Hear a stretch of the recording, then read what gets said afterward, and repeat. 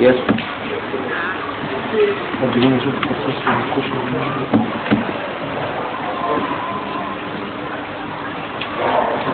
طب ايه العلاقه يا جماعه نسمع الاستاذ احمد الشربيني عشان صديقه اللي بقاله 38 سنه ما شافوش عايز يسمعه.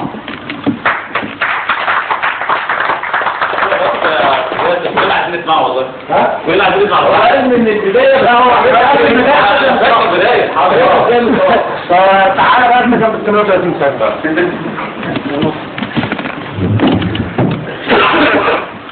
طيب انا يمكن صوت ضغط القصيده الاولى. عشان ما كده اكبر 30 سنه. صح؟ عندك اكثر من 30 سنه على كده؟ لا ما كان عندي 3 سنين. معقول كده. الاستاذ رمضان محمود عجمي من صديقي من اسكندريه، وكان المعلم بتاعي في الجيش، وكان بالفعل مش مجامله، كان اكتر من اخ. واما جينا فاكر اليوم اللي احنا بنودع بعض فيه كان بالدموع والبكاء، واداني 5 عناوين في اسكندريه. قال لي عشان لما تنزل ما تقولش ده انا كان بعيد عني، لا اي منطقه في اسكندريه تنزل تلاقي عنوان من ال5 عناوين دول. وجاني من حوالي شهرين كده لقيت جاي لي رساله فيها جواب انا بعته له من 38 سنه، وما تعرفوش الدموع دي كده قد ايه، لان استحضرت هذا الزمن الجميل وهذا الرجل الذي احتضنني وعملني اخوه الصغير، يكون انه يكون فاكرني طول المده دي. وانا والله ما نسيته، بدليل ان بعد 38 سنه شفته داخل وعرفته دلوقتي. و بس بناء على طلب ايتو السوداني واهداء برضه لاخوي وصديقي الاستاذ رمضان محمود عجمي، هقول القصيدة اللي هي أحب القصائد إلى قلبي وإن لم تكن الأجود. إهداء إلى صديق الطيب عم سعيد الشربيني أبويا.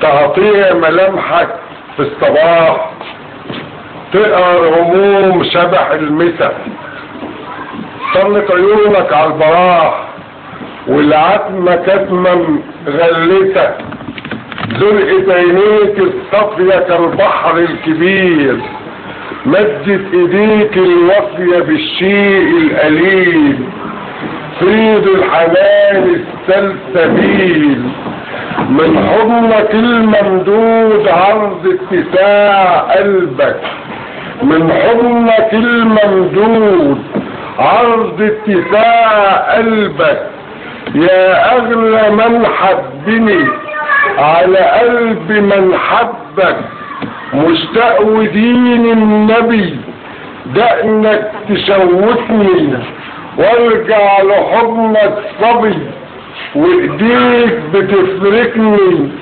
وبوش اغطس في عبك اهرب وتمسكني، وتسمي لما اتعطر وبلهفة تدركني، وتقول هم يا جمل فيبان علي الخجل، بصت عينيك بالعجل تضحك وتشركني، بحوار طويل موصول، بحوار طويل موصول يمتد بينا القول، تنضح عينيك بالقلق شارد بشيء مجهول، تخطفنا لحظة صمت، تخطفنا لحظة صمت، على قد وعي فهمت الفقر قرباك زمن على ظهر ايامك، والجلد رغم الجلد بيسد قدامك، والصبر انبت فرج ونباع شق طريق، كافر مرار عالريق، لا عرفت فين وجهتك ولا منتهى الترحال، ده القهر اجمل عيون ما شافتش من الغربال، من ايه تخاف على مين يا مساير الاحوال.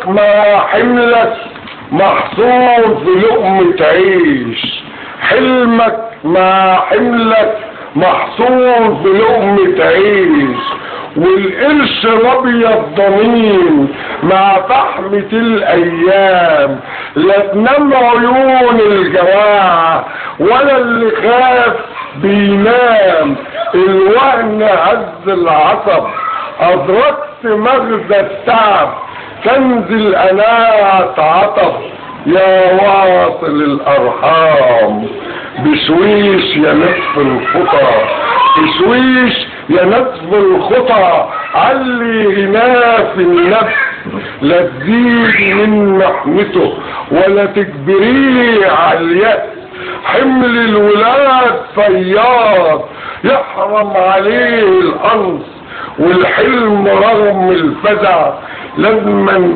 يكون بالهمس، محتاج لبلة ريق ومحتاج لبلة ريق، يا ابو حمل متعثر امشي عدل تنعدل، ده الحلم متفسر والحين ما تتيسر، على قد طول اللحاف الكل متقرفص، طيور لطشها الشبك مش قادرة تتفرفص، خيال ويلمح خيالك ايه اللي بتربص، فصل يغزي ابتسامتك عالشفة بهتانة، واخترت فين موطنك، احكيلي بأمانة واشرح لي عدة دماغك، قبل الفراق ما يطول يمكن حفيدك يوم يحتاج في مرة يقول يا ابويا دايما ليه